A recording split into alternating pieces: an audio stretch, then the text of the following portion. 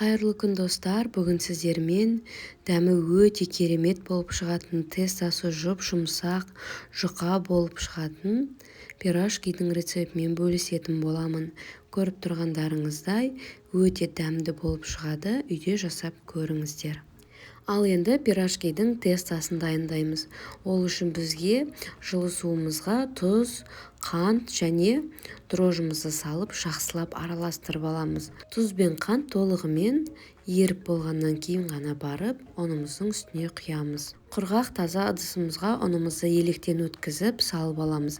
Сіздерге пирожкидің грамын мен описание бөліміне қалдырамын. Сүтімізді, жаңағы суымызды құйып қамыр илейміз.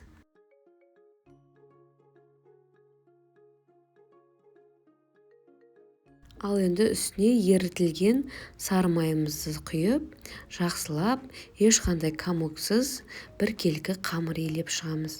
Видеода көріп тұрғандарыңыздай жұмсақ қамыр болмайды, осындай аздап прессованный теста дайын болады. Тестамызды 1,5 сағаттай жылы жерге орап қоямыз. Ал енді картобымыздың начинкасын дайындаймыз. Ол үшін 6-7 картошкамызды алдын ала қайнатып, суытып аламыз. Начинкаға пиязды қуырып салсаңыздар да болады, мен бірақ қоспадым. Пияз қосылған кез келген затты менің балаларым жемейді. Сондықтан да өз қалауларыңызша пиязды қуырып салсаңыздар да болады. Үстіне тұз бен бұрышымызды салып, осылай жақсылап араластырамыз.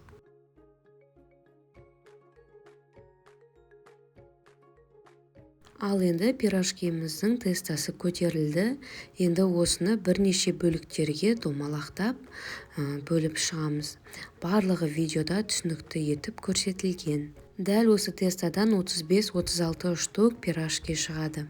Ал егерде сіздерге 35 штук пирожки көптік болса, дәл осы тестаның жартысын ғана қолданыңыздар.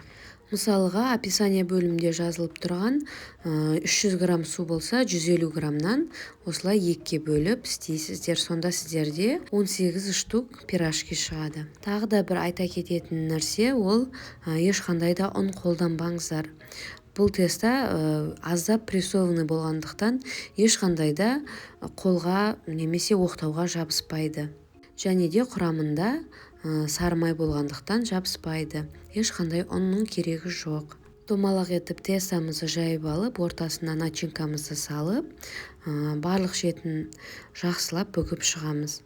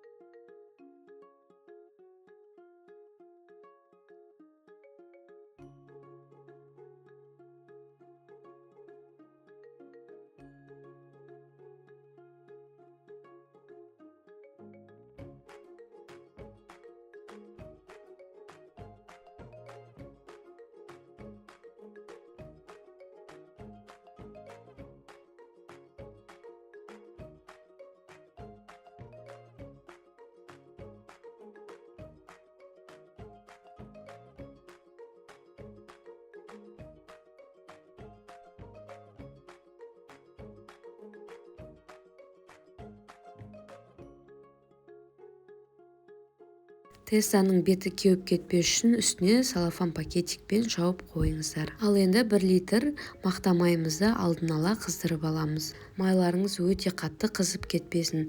Орташа отта осылай сарғайғанша пирожкилерімізді пісіріп аламыз. Дәл осы рецептпен жасап көріңіздер, дәмі де өте керемет болып шығады. Менің алға қойған мақсатым 10 000 оқырман жинау, сондықтан да жай ғана көріп кетпей, менің каналымның дамуына сіздер де үлес қосыңыздар. Менің каналымды өз құрбыларыңызға және әпке-сіңілдеріңізге бөлісе отырыңыздар. Күн сайын арнамда жаңа рецепттер, барлығы толығымен тексерілген рецепттер.